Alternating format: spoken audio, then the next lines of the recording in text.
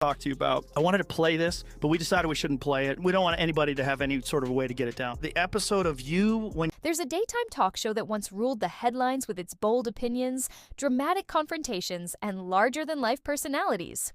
For years, it thrived on heated arguments, split-second zingers, and a panel that never hesitated to call out anyone in the spotlight. But now, it's not just another scandal roiling the set. It's a total meltdown that could bring the entire production crashing down.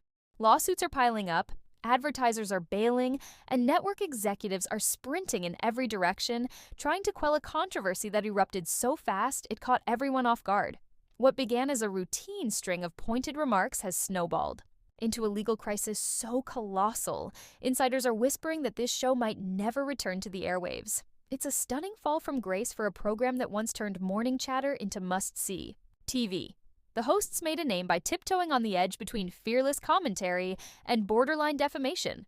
Their audience loved the fire and unpredictability. The show was famous for flying off the rails, especially when a high-profile guest or a well-known public figure became the topic of conversation. People watched for those off-the-cuff statements, the flamboyant reactions, and the unfiltered banter that you just couldn't find anywhere else on television. The more outrageous, the better. Producers thrived on that formula. It translated into massive ratings and big-name sponsorships. But every winning streak reaches a point where the risk overshadows the reward. This time, that moment arrived when Whoopi Goldberg, one of the show's most enduring faces, unleashed a barrage of remarks about Elon Musk that went far beyond playful commentary. During a live broadcast, she questioned his ability to run billion-dollar tech companies, took shots at his family, and even ridiculed his child's name. Those jabs might have been dismissed as mere opinions if she had handled them carefully, but the language she used sounded less like commentary and more like personal slander. Whether she realized it or not, those remarks triggered a massive backlash, and the target of her tirade wasn't the type to stay quiet. Elon Musk wasted no time firing back. Rumor has it, his legal team slapped the talk show with a lawsuit, worth hundreds of millions, claiming Whoopi's statements went far beyond free speech. She'd allegedly framed him as mentally unsound, hinted at bizarre conspiracies, and mocked the name of his child on national television in a way that implied deeper personal attacks. Worse still, Musk's team reportedly came armed with receipts, from internal emails to unconfirmed media connections, suggesting Whoopi may have had direct ties to individuals determined to tarnish his reputation. Whether true or not, it was a powerful statement. This wasn't a small claim that could be fixed with a simple apology. The mood behind the scenes shifted instantly. Producers realized that if a figure as powerful as Musk was aiming legal cannons at them, more people might follow. Before the dust settled, another bombshell dropped. Carrie Underwood, whose public image has been nearly spotless, stepped into the legal ring with her own lawsuit. The audience was used to the hosts on this talk show hurling casual insults at celebrities, but Carrie's reaction was a real curveball. Few expected her to lash out legally, but that's exactly what happened when the hosts made unfounded accusations about shady backdoor deals in the music industry. According to Carrie's camp, these on-air statements slammed her reputation and endangered lucrative partnerships she had lined up, including brand endorsements and major tour sponsorships. She'd spent years cultivating a wholesome image. Now, with a few casually tossed comments, her name was sullied on live TV in front of millions. That's the moment the show's producers realized this wasn't going to vanish with a quick PR spin.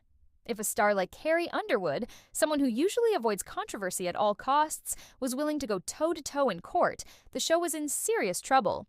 It got worse when rumors spread that additional public figures were reviewing footage from past episodes. Everyone from pop stars to politicians started quietly conferring with their legal teams, eyeing the possibility of piling on with their own defamation suits. For years, the show's fans noticed how frequently the hosts turned their collective eye on the Trump family. Whether one agrees with the commentary or not, you couldn't ignore the relentless nature of those segments. Jokes about finances morphed into direct claims about illegal activities. Friendly banter about personal matters became insinuations of conspiracies. The hosts often seemed emboldened, as if they believed no direct challenge could touch them. But eventually, something had to give. Rumors emerged that Donald Trump, Ivanka, and even Eric were preparing legal action. Enough was enough from their perspective. The show was no longer simply critiquing them. It was allegedly broadcasting unsubstantiated claims as though they were facts. Suddenly, the possibility of an entire family going after the network started to look very real. Insiders described it as an all-out siege on the program. Word was, the Trump family had grown tired of being singled out and mocked, and saw this as the perfect time to strike back. If they joined forces with Elon Musk and Carrie Underwood in a legal assault, the cost to the network could skyrocket beyond anything the daytime world had seen before. The thought of these heavy hitters uniting, some of the biggest names in politics, tech, and music, was downright terrifying for the show's producers. But if you thought that was the peak of the frenzy, you'd be wrong. Joe Rogan entered the scene, bringing his massive podcast audience and a knack for public takedowns. During one particular episode, the talk show's host launched into a wild segment about him. They linked his name to questionable sponsorships, painted him as reckless, and implied he was involved in an unsavory scandal revolving around tainted products. Rogan's reaction was immediate and savage. He labeled the entire segment a fabricated ploy to destroy his reputation. Furthermore, he claimed to have concrete data showing exactly how the broadcast caused a crucial deal to fall through. Once Rogan took his allegations public, more attention fell on the show, and the lawsuits multiplied. Producers and hosts realized this wasn't just another normal wave of criticism. This was a systematic unraveling that threatened the show's entire foundation. Lawyers pored over every statement, every clip. Past episodes were rewatched with a microscope. Even staff members began to panic, uncertain about what might surface next. The same style that once made the show a ratings juggernaut, unfiltered, unrestrained chatter, was now the very thing bringing it down. Meanwhile, ABC's top brass scrambled. Emergency meetings became a daily occurrence. Lawyers were shipped in from both coasts. Crisis management teams attempted to draft apologies and half-measure statements. Nothing worked. Advertisers, spooked by the mere mention of multi-million dual lawsuits, yanked their budgets. Big-name sponsors who had been loyal for years jumped ship so fast it left empty advertising slots that the network had trouble filling. The few sponsors, still hanging on, were reluctant to pay prime rates. Revenue was drying up. With every hour, it seemed a new blow landed. The meltdown behind the scenes was total. Staffers whispered about replacements for the key hosts, while rumor had it that even the executive producer was ready to resign. Some said the producer's decision to walk away was immediate, possibly an attempt at self-preservation. Others speculated the network pushed them out in a desperate show of accountability. Either way, the leadership vacuum made a bad situation worse. It's one thing to manage a controversy when everyone's on the same page. It's another to do it when half the production team is quitting in fear of looming legal battles. Every network has a threshold, and apparently ABC found theirs.